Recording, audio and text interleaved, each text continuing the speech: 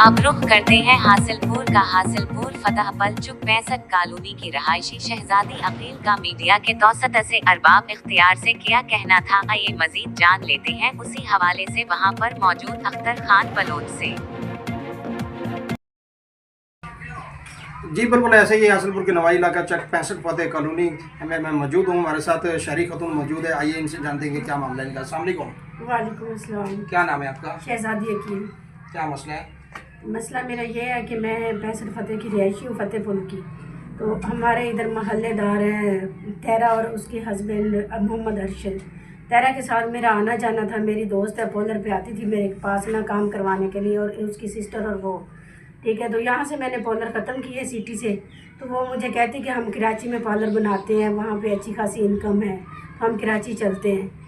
बातचीत हम करते रहे तो बात हमारी फ़ाइनल होगी, चलो ठीक है हम चलते हैं। मैं इनके साथ यहाँ से रिक्शे पे गई हूँ। तैरा और उसका हस्बैंड जो है ना अरशद, ये दोनों मुझे विरगला के कि वहाँ अच्छी खासी इनकम है तो हम कराची चलते हैं, वहाँ चल के पार्लर का काम करते हैं। यहाँ से हम गए रिक्शे पे जब गए तो डिग्री कॉलेज के पास वहाँ पे अरशद आ गया गाड़ी लेके। तैरा मुझे कहती है कि हम बस पे नहीं चलेंगे, गाड़ी पे चलेंगे। अरशद आ गया है लेने के लिए, तो वहाँ मैं गाड़ी में बैठी हूँ, ये लोग बाहर, एक आदमी और तो ये बाहर आपस में बातचीत करते रहे। तैरा ने मुझे जूस लिया है, मैंने जब जूस पिया तो उसके बाद मेरी आंखें जो ना बंद होना शुरू हो गई, मुझे कुछ नज़र नहीं आया। उसके बाद मुझे नहीं पता चला, जब मेरी आंख खुली है तो मैं कराची में हूँ। मैंने कहा तैरा किधर है, मैंने पूछा तो कहते उसकी वालिद की तबीयत ख़राब हो गई है, वो वापस कराची चला। आपने किससे पूछा है कि तैरा किधर है? मैंने अरशद से पूछा, तो वो कहता है कि उसके अब्बू की तबीयत ख़राब हो गई है, तो वो जो है ना वापस चली गई है। डॉक्टर ने जवाब दे दिया सीरियस है। मैंने कहा चले ठीक है। एक दिन मैं रही हूँ, दूसरे दिन जो है ना कुछ बंदे अरशद के साथ रात को आ गए, तकरीबन 2 बजे। बंदे थे अननोन, मतलब प्राइवेट, कोई पुलिस नहीं थी, लेकिन मुझे ये बताया गया कि ये कोई एजेंसी वाले थे। वो मुझे ले गए, सारा मेरा सामान भी उठा लिया। कहते अरशद से कोई नशा वगैरह कुछ बरामद हुआ है तो आप भी इसके साथ मुलविस हो। वहाँ से ले गए हैं अपनी जगह पे, वहाँ पे उन्होंने मुझे पूरा प्रोटोकॉल दिया, खाना वगैरह खिलाया, सारा कुछ।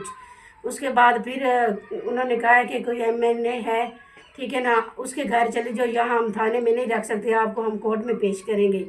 अरशद एक लड़की और साथ थी आसमा, हम तीनों उसके घर चले गए हैं। उसके घर गए हैं, वहाँ जाके अरशद नशा वगैरह करता रहा मेरे सामने। वो जो आदमी था जलाल, वो भी नशा करता रहा। वहाँ पे उन्होंने एक दिन मुझे रखा है। वहाँ पर कितने लोग थे? वहाँ पे एक उनका मुलाजिम था, कहता है कि ये भी मतलब कि हमारी एजेंसी का बंदा है। एक जलाल था, एक कोई शहबाज नामी था, ठीक है। वहाँ पे एक कोई शानी था, उससे मतलब फ़ोन करके अरशद कहता है कि मैं पकड़ा गया हूँ तो मुझे 2 लाख रुपए दे। शानी से भी 2 लाख रुपए लिए, वो 62 वाली पुली का है, मुझे ये बताया गया है। मैं नहीं जानती वो कौन है। उसके बाद जो है ना मेरा फैमिली मेम्बर समझ ले, फैमिली फ्रेंड समझ ले, हमारे तलक वाला बंदा था हैदर अली, ठीक है। इन्होंने लास्ट बात मेरी उससे हुई थी, लास्ट कॉल इन्होंने निकाल के उसे कॉल की है कि ये यहाँ स्मगलिंग करती हुई पकड़ी गई है, तो इससे मतलब कि हम जेल में डाल देंगे कल तक ना, नहीं तो आप इसके लिए कुछ करें, आप इसे निकलवाएं यहाँ से। 5 साल तक तो इसका पता भी नहीं चलना, तो सारी बात आप पे आएगी। आप जो है ना इसे निकलवाएं यहाँ से। 30 लाख रुपए पहले उन्होंने मांगे, ब्लैकमेल करते रहे। फिर बात जो है ना 5 लाख पे इनकी डन हुई है। 5 लाख रुपए इन्होंने उससे लिए है, कुछ इन्होंने अकाउंट पे लिए हैं, कुछ इन्होंने कैश ली है। उसके बाद फिर हैदर अली सऊदी अरब में था, उन्होंने कहा कि तुम आओगे तो हम इसको तुम्हारे हवाले करेंगे। वो आया तो इन्होंने मुझे उसके हवाले कर दिया है, और उसने मुझे इधर घर छोड़ा है। मैं अपने घर आ गई हूँ हासिलपुर। यहाँ पे आके मैंने, वो जो लोग वहाँ पर मौजूद थे, जो लोग पैसों का तकाजा कर रहे थे, वो कितने लोग थे? और क्या वो एजेंसी के बंदे थे, गवर्नमेंट के बंदे थे, या ऐसे ही उन्होंने जो है ना सारा ड्रामा रचाया हुआ था? उनके 5 बंदे थे, मुझे नहीं पता एजेंसी वाले थे या कौन थे, अननोन बंदे थे। उनकी कोई यूनिफॉर्म नहीं था, असला उनके पास था, ठीक है। उनके पास पिस्टल था, एक कोई ब्लैक कलर की बड़ी, पता नहीं क्या कहते थे। अरशद को अरेस्ट किया हुआ था? अरशद को अरेस्ट नहीं किया हुआ था, कोई आर्टिफिशियल ऐसे ही मतलब कि थी, हथकड़ी लगाई है उधर मेरे सामने, फिर उन्होंने उतार दी है उधर बैठ के मेरे सामने शराब पीता रहा, अरशद भी और जलाल भी। आपके सामने पीता रहा है या बाकी की जो एजेंसी के लोग बने हुए थे उनके सामने भी पीता रहा है? उनके सामने भी। उनका एक, उन्होंने कहा कि ये मुलाजिम है, उसके पास मतलब कि पिस्टल था, उसके सामने मैंने उसे कहा है कि मैं तो इसके घर मेहमान आई थी, ठीक है, सारा कुछ तो इसने किया, जो भी किया मुझे तो नहीं पता, मैं कुछ नहीं जानती, ठीक है। लेकिन फिर भी वो खामोश रहे, वो शराब पीता रहे, और भी कोई चीज़ थी, कोकीन बता रहे थे कुछ ऐसा, वो भी पीता रहे।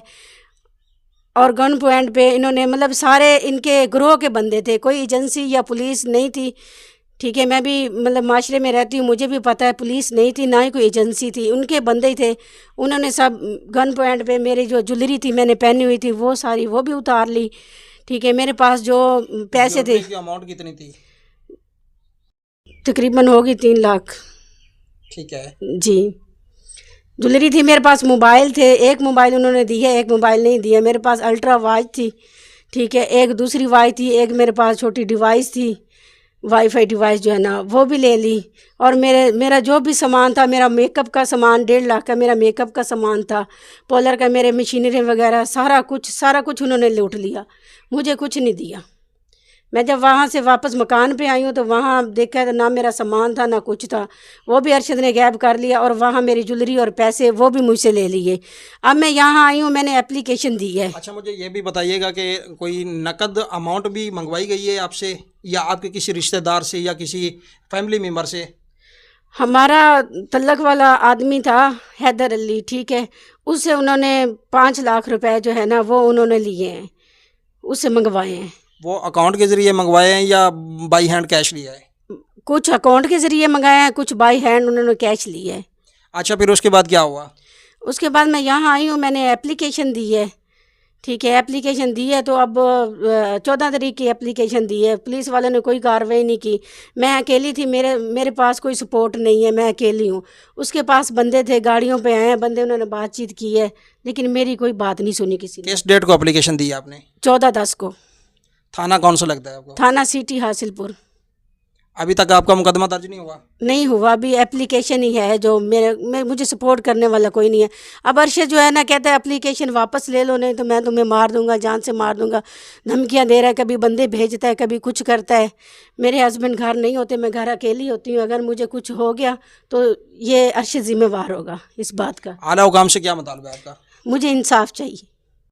जी बिल्कुल, हमने शहजादी अकील का मौक़िफ़ जाना, इनका यही कहना था कि तायरा नामी खातून और उसके हस्बैंड मोहम्मद अरशद राजपूत, जो उनके साथ फैमिली तल्लक था, घरेलू आना जाना था, वो ब्यूटी पार्लर के बहाने बुर्ग लाकर मुझे जो है ना कराची ले गए और नशा आवर चीज़ पिलाकर ले गए। जब मुझे वहाँ पर होश आया तो वहाँ पर अरशद नामी शख्स जो था वो मौजूद था, उसकी बीवी मौजूद नहीं थी, उसके 4-5 साथी भी मौजूद थे जो कि एजेंसी का बता रहे थे, और उनके पास असला भी था और कोकीन वगैरह भी वो पी रहे थे। पैसों का तकाजा किया गया, और मेरा एक फैमिली मेम्बर है हैदर नामी, उससे 5 लाख जो कुछ अकाउंट के ज़रिए और कुछ जो है बाई हैंड कैश लिया है, और कुछ मेरा ज्वेलरी का सामान था, और कुछ ब्यूटी पार्लर का, और मेरे कुछ जेवरात वगैरह भी थे। टोटल 8 लाख अमाउंट को जो है ना उन्होंने चूना लगाया। इनका बहुत बड़ा ग्रोह है। मैंने थाना सिटी हासिलपुर में तहरीरी दरख्वास्त भी दे दी है, लेकिन अभी तक मेरा मुकदमा दर्ज नहीं हुआ।